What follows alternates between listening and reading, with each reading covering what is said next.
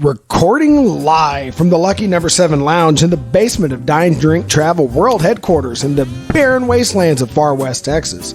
This is Dine Drink Vegas, the podcast by and for everybody who is stuck at home but wishes they were in the land of neon lights and bad decisions. I'm John.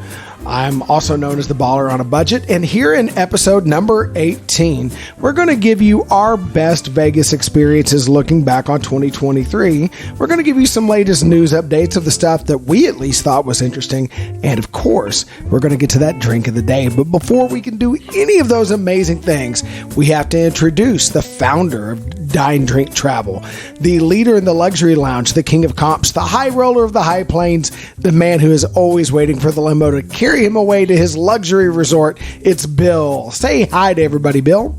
Hey, John. How are you?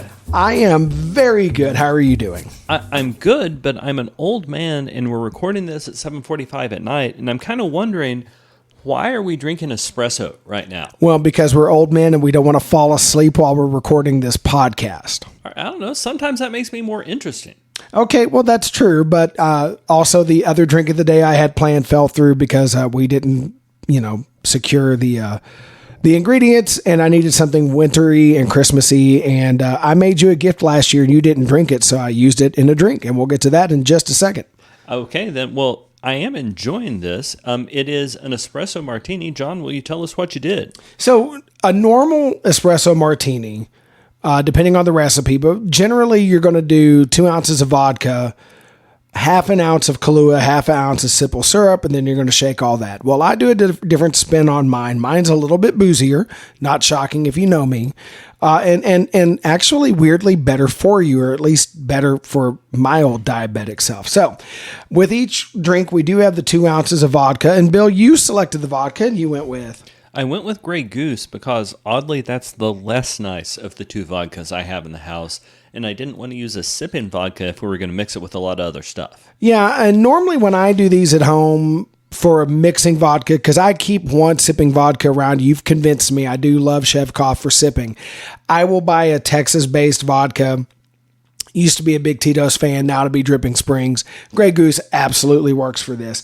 Then, instead of the Kahlua and simple syrup, I used a full ounce of my own homemade, it's not really a coffee liqueur. So listeners, here's what I do. I take a ton of fresh roasted coffee beans, and I sometimes roast them myself, and I did with this particular batch.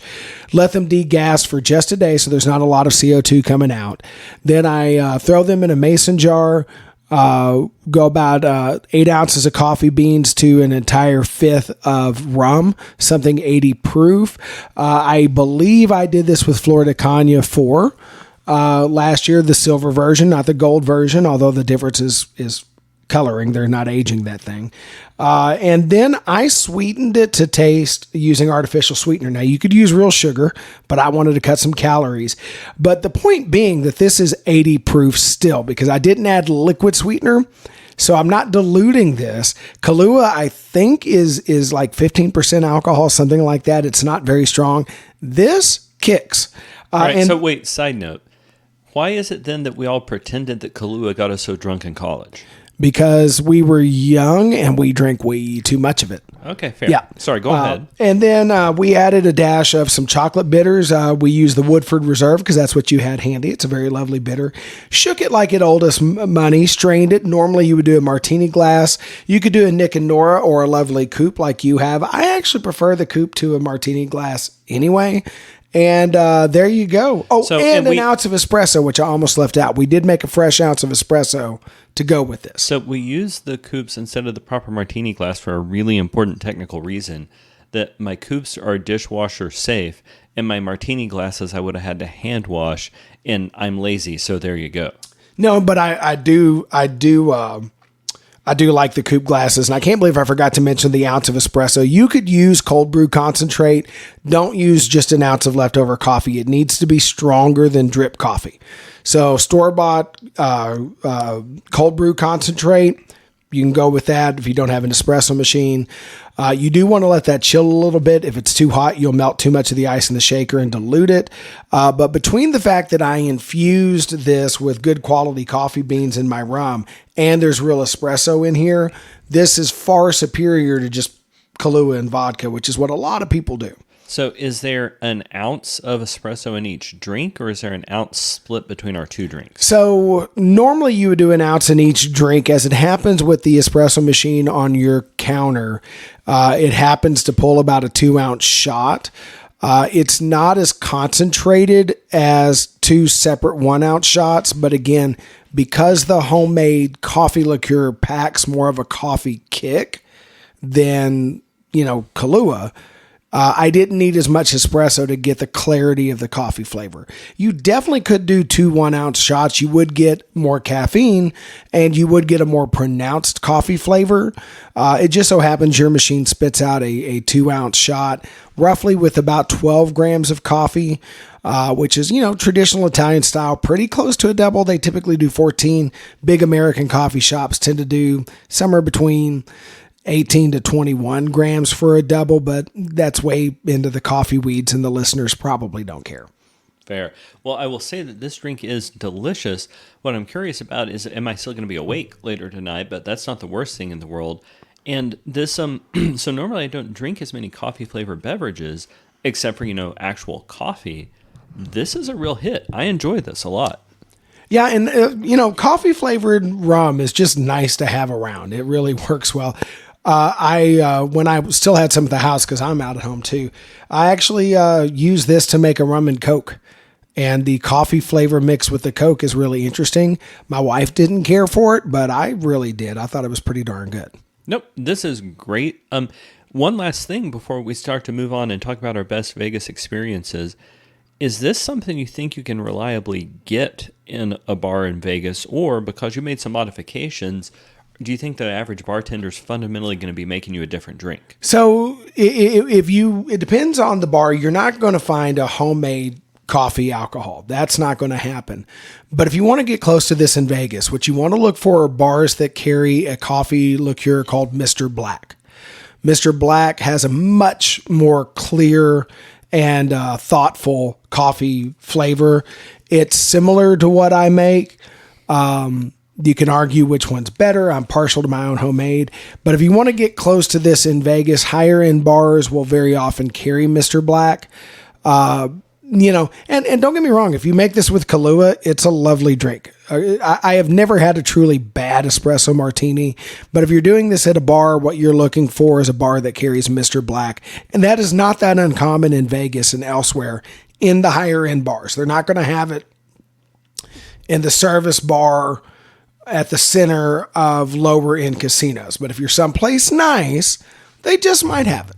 Excellent. Well, thank you very much. I'm enjoying my drink. All right, well, let's move on. The theme is our best Vegas experiences of the year. So we're going to trade in and out because we both have some honorable mentions, and then we'll get to our big takeaway. What was the thing we did this year that we would highly recommend to any listener that if you get the chance, you want to do it? So I'll start. My first honorable mention, and this was amazing, I stayed at the Four Seasons for free. And it wasn't free. I traded in some credit card points for it. But y'all, if you go to Vegas, particularly during the middle of the week, particularly during a slower time of the year, then your credit card points or your Hilton points or whatever kind of points you collect become unusually valuable, and you can probably get a good deal. The Four Seasons is just a beautiful hotel, and I loved how it was removed from the craziness of the casino floor, but it was also right there by the Mandalay Bay, all inside air conditioning. So you could have that experience when you wanted it, but it was quiet and y'all, it was free. I don't have Four Seasons money most of the time, and I felt like that was a real win. Yeah, and that, credit card points, we've talked about money-saving hacks before, and we definitely will again in future episodes. And keep in mind that if you want to do that, Hilton owns a lot of hotels that aren't super expensive. So it's not like you have to stay in high-end hotels to get those points. Now, granted, the more you spend, the faster you rank up the points, but... Well, and I mean, Hilton points in particular are good up at Resorts World, but no, I'm pretty sure these were American Express points, And the Four Seasons is just beautiful. Now, I think even their cheap rooms are usually going to be $400 or $500 a night. And usually if I'm going to pay that kind of money, okay, usually I'm not going to pay that kind of money, but if I was, I would do something else. But it was just beautiful. It was quiet. The bar was lovely. I would love to have that experience again.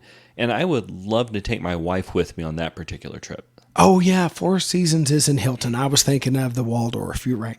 Yeah. So my bad. All right. Oh, good. So I would say the first one I'm going to roll out as an honorable mention on a lot of years might have been my favorite. So we went in March on a guys trip.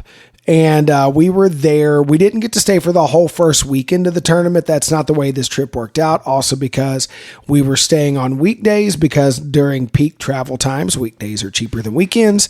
So we were going to fly out on Friday morning. That allowed us to catch the first day of the NCAA tournament. We're not sponsored, so they won't sue us. I can say March Madness because we're not making any money yet.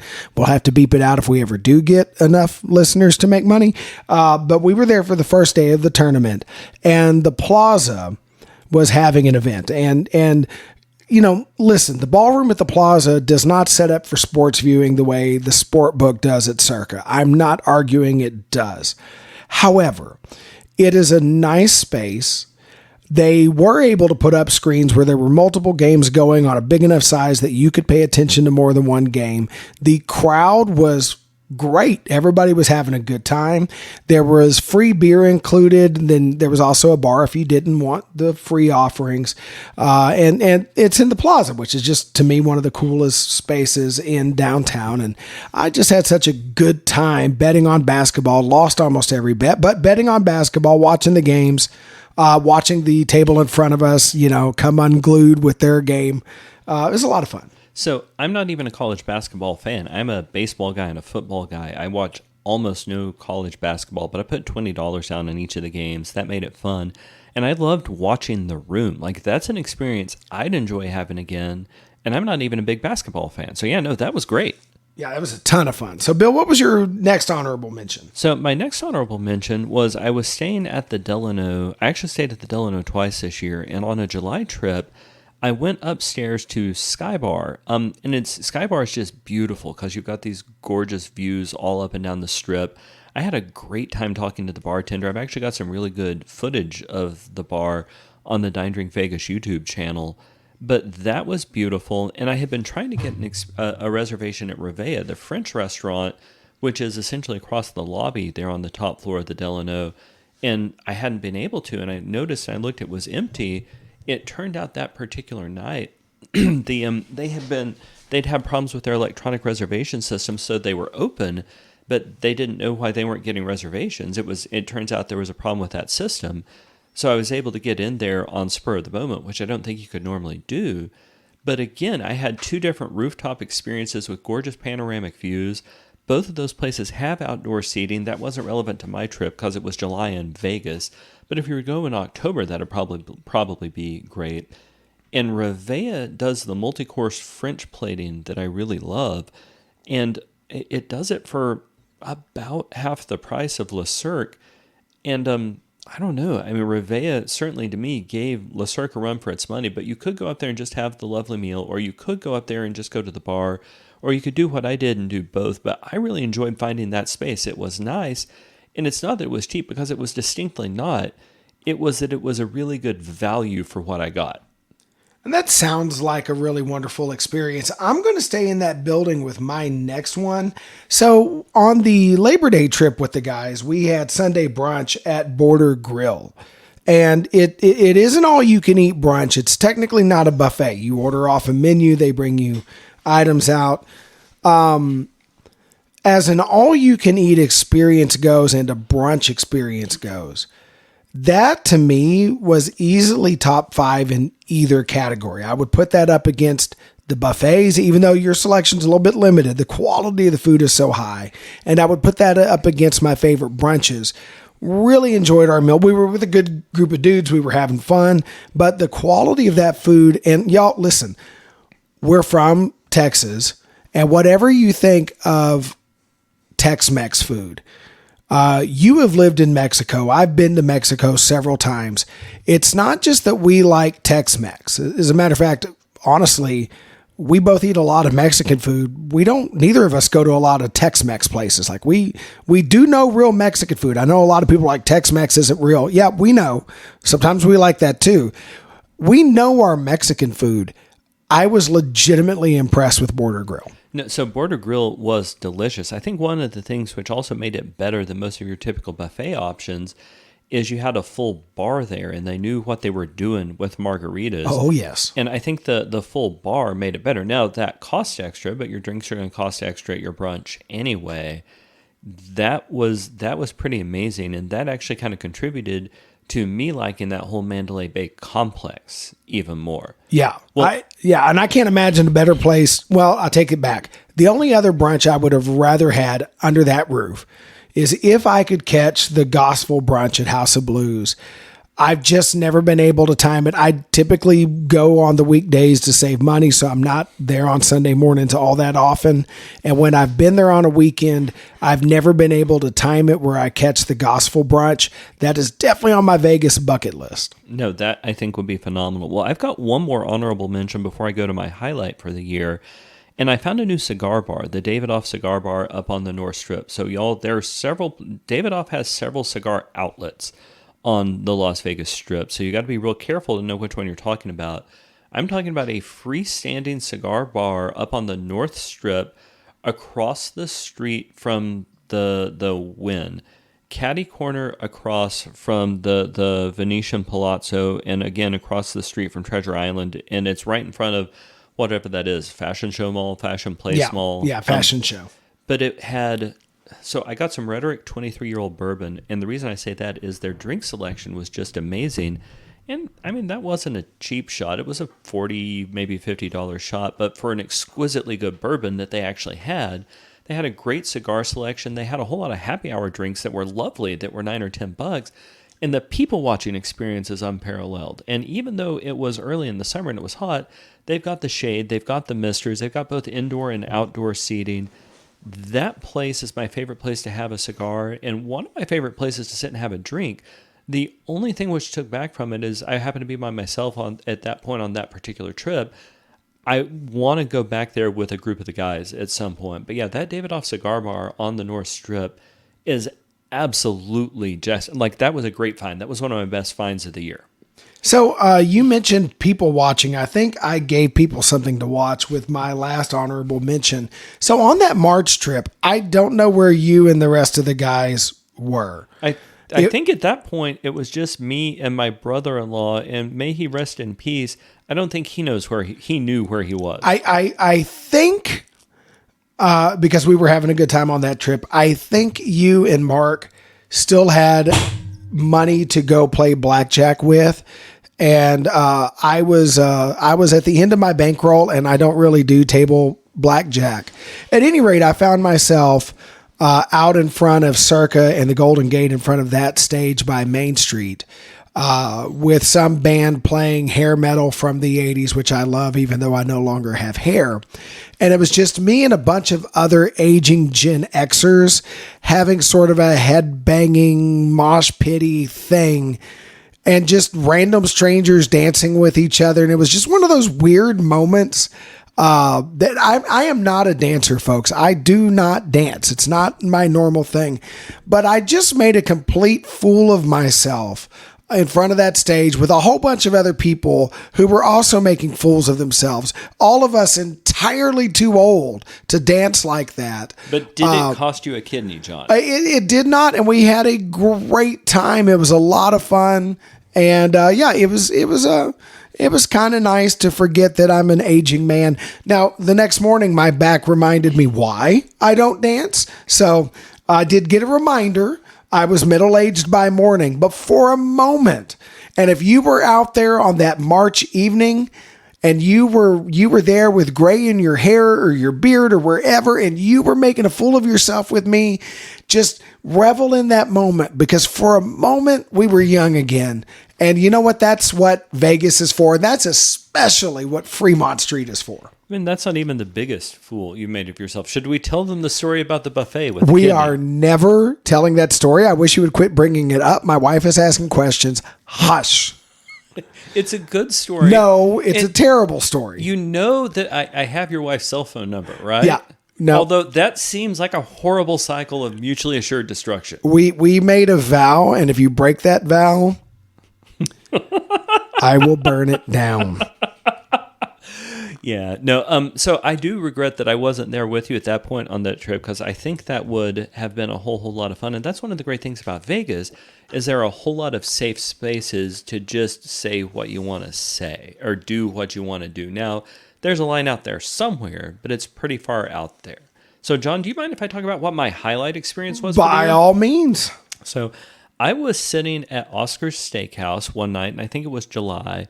And it was a trip for the YouTube channel, getting content. So I was there by myself, and I look up, and I'm like, that guy at the table directly across from me looks a lot like Oscar Goodman. Isn't that funny? And then I have more of my drink and work up some courage and all that. And I look at the lady he's dining with, and they weren't seated face to face. They were seated next to each other. And I'm like, wow, that lady next to him looks a lot like the current mayor, Carol Goodman. Isn't that funny? And I had more of my drink, and then I was like, holy mother of martinis, I think that's the mayor's Goodman. So I, at that point, had enough liquid courage that I walked up and introduced myself. And I felt bad about doing it because once I broke the ice, the entire rest of the restaurant went up and introduced themselves because they were asking the same question I was. They were just apparently too sober to go up and ask. But they were lovely and gracious people, and I don't know. It was and that's not something you can recreate, right? Like it was just one of those serendipitous moments. But I am so glad I got to do that. I got to meet the OG Vegas gangsters, Oscar and Carol Goodman, and got to meet them there in their own restaurant. And that Vegas experience would be hard to top. Now, they're not gangsters; they just represented some. That is fair. And represented them quite skillfully in defense of the Constitution and doing many good things. And it was still awfully, awfully cool. And His Honor would remind you he could not have been a mob lawyer because there is no mob. Yes, sir. Whatever you say, Mr. Mayor, sir. So, John, what was your best experience in Vegas this year? So, my wife and I made a trip out over July 4th. And I was trying to find online some good place to watch fireworks when I stumbled upon the fact that you can rent a cabana for night swim at the Venus Pool at Caesar's Palace for under $200 on weeknights in the summer. And July 4th was on a weeknight. And I booked it. And then a month later, they canceled it, I think because they expected demand. And then a week later, they emailed me apologizing for the cancellation, offering to reinstate the booking, which I said yes. And my wife and I got there as soon as the pool opened. We got our cabana. We ordered a couple drinks. We swam a little bit, and we waited for the fireworks. The view of the fireworks from the pool area at Caesars is really good. You can't see the entire strip. So you're not going to be able to see the fireworks going off over some of the other casinos. However, you're looking straight up at where the fireworks are going off over Caesars itself. And the way the towers are built, the sound of those fireworks echoes back down towards the pool. Not to the point that it's deafening, right? It wasn't too loud. It bordered on too loud, but you could literally feel the concussions of the explosions a little bit after you saw them because light travels a little bit faster than sound. And it really was, for a couple that's been married at the time, 23, going on 24 years, we've passed that mark since then. You wonder how many more magic moments you get with the girl you fell in love with in your youth. And how do you rekindle that and find that? That was just one of those moments where, no offense to you and the other guys we go to Vegas with, that's a moment I'm glad I shared with my wife. She was the right person to be there with. And you know, Are you saying she's prettier than I am, John? I'm saying she's a lot prettier than you are. What if I danced again? Yeah, no, let's not do that. It was a good dance. That's arguable. But the point being, if you happen to be in Vegas over July 4th, and you happen to be with your significant other, and they happen to be offering those pool cabanas that night at a price you can afford, listeners, please do yourself a favor. Go do that. No, that actually sounds like fun, and I would love to have recreated that specific experience with a group of the guys. I get it that that's a different thing than a trip with your romantic other. Yeah, I'm not holding your hand during the big finale. I held hers. You're on your own. Yeah, but you know what? I bet you could hold a beer as we all hung out or something, right? Like they'd sell you a beer. Oh, that's a thing I could do. Yeah. All right. Well, so no, I think those were all great experiences. And I guess before we move on to news, is there anything you're doing next year that you're particularly looking forward to? You know, I'm going to stop you there. I think we're going to do our preview episode a little bit later in January, listeners. That's what we call in the broadcasting business a tease. Okay, then.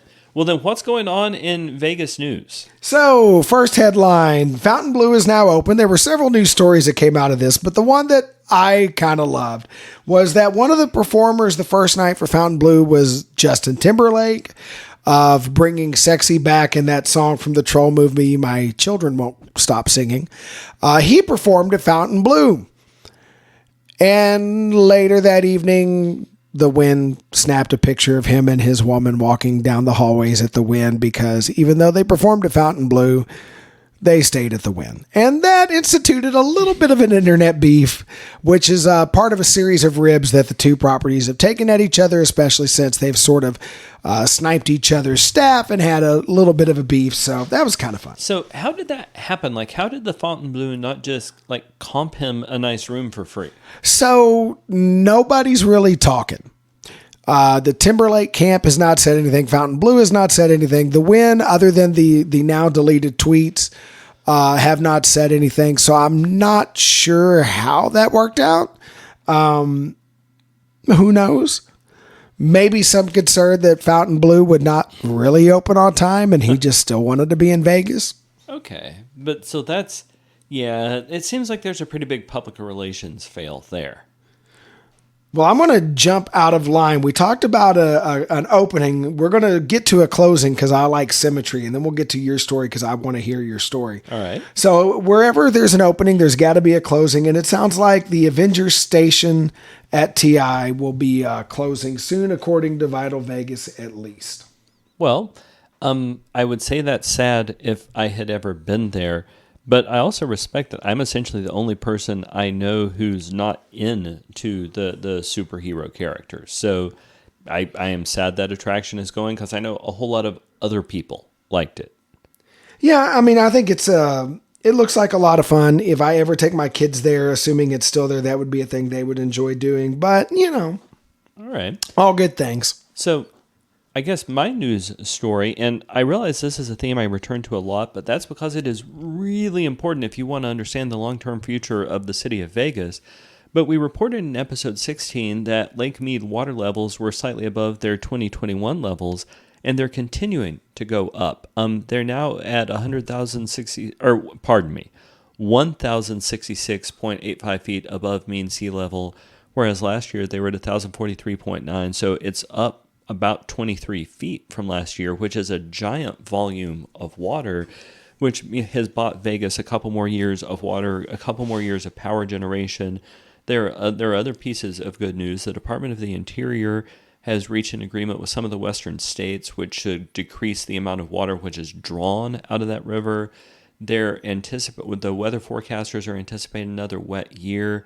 So what that means is that Lake Mead should continue to go up next year, which is huge news for the long-term future of Vegas. Now, they've still got a bad need to conserve water because it's the desert. There will be another drought, and it will happen pretty soon. But for the short term, the worst of the most immediate part of the Vegas water crisis is over, and they have bought themselves the time to focus on the long-term solutions. Fortunately, the Southern Nevada Water Authority is one of the more competent government agencies that I think I've ever encountered, so there's some chance that actually happens. Yeah. And we've talked about that in previous episodes. I mean, they're going to have to figure something out over the long term, but that is good news because I want to keep going to Vegas and I would like to be able to shower while I'm there. So I think Vegas would like me to be able to shower while I'm there, to be honest.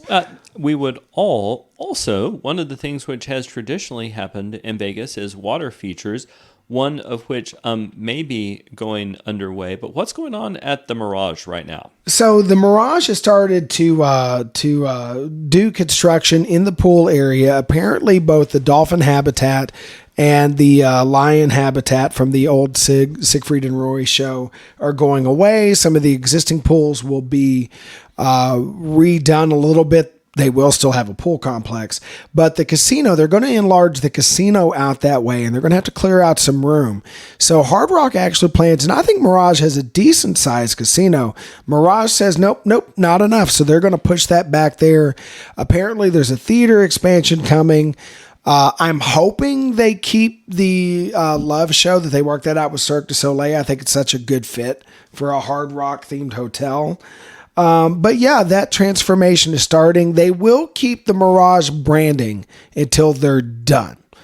So it is still the Mirage, but it's going to be less the Mirage with every passing day until they finally get that guitar tower up and rebrand.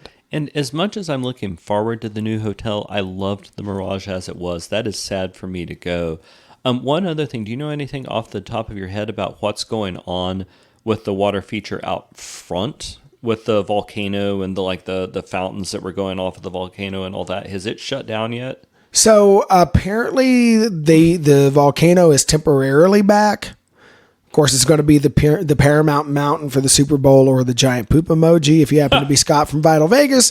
There is no word on when that water feature and volcano show are going to be kaput.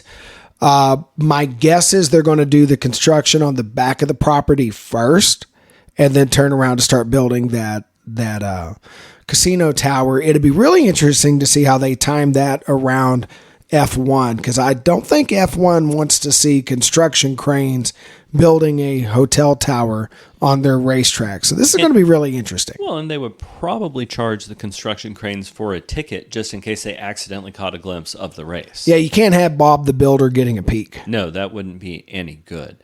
Well, speaking of things where we know something's going on, but we don't have all the news, the Las Vegas A's have continued to delay their announcements about stadium design. They were supposed to have a big press conference reveal 3 weeks ago. Over the last 24 hours, you're starting to see news stories about the A's owner displaying some of his art in the new stadium, but they're not talking about the actual stadium design, and it turns out it's really hard to fit a Major League stadium on 9 acres.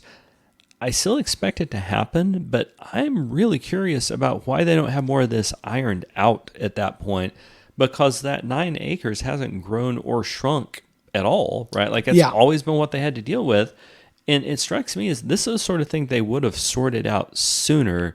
So I'm kind of curious about what's going on there, but they still haven't produced the public renderings, which I would think is one of the first things that you want to do to get the local population excited about the team that's coming, right? Like that's one of the things which makes it real. Unless your renderings look like poo-poo, in which case you don't do that. You delay that as long as possible. Okay, there is that. So what is going on?